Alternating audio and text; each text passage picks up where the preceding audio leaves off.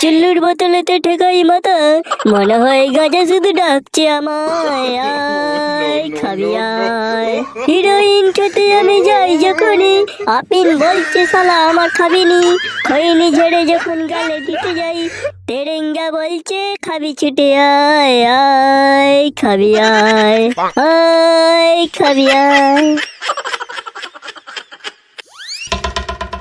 কি বাবা, তুমি কখন এলে? হ্যাঁ আমি বলছি, এতক্ষণ ধরে কোথায় যাওয়া হয়েছিল শুনি? এই তো বাল্লুর বাড়িতে গিয়েছিলাম একটু প্রজেক্টের খাতা আনতে। ও তাই নাকি? প্রজেক্টের খাতা আনতে নাকি বিড়ি টানতে যাওয়া হয়েছিল সোনা? এই রে বাবা, জানলো কি করে যে আমি বিড়ি টানতে গিয়েছিলাম? বিড়ি? কোথায় বিড়ি? বিড়ি ফিরে আমি জানিনি, আমি বিড়ি টানতে যাইনি। আহা গো চাঁদ আমার, তুই যে আমার বিড়ি চুরি করে খাস না, সে কথা তোর মা আমায় সব বলেছে। এই রে, মা কি আমার স্কুল ব্যাগে কি সব বিড়ি দেখে ফেলেছে? আমি বিড়ি নিয়ে নে, আমি বিড়ি খাইনি। বিড়ি খাসনিস? আবার মিথ্যে কথা বলতে শিখে গেছিস? হ্যাঁ, বাপের ওপরও মিথ্যে কথা বলছিস।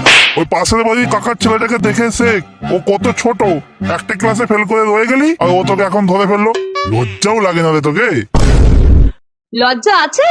খাচ্ছে তো বাপের হোটেলে, আর বুঝবে কি করে? কি বড় বালের হোটেল যেখানে বড় মদ পাওয়া যায় না। কি বললি?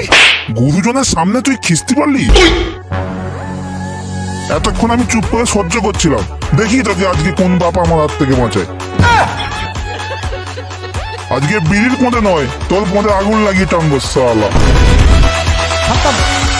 By bye, tata, good by.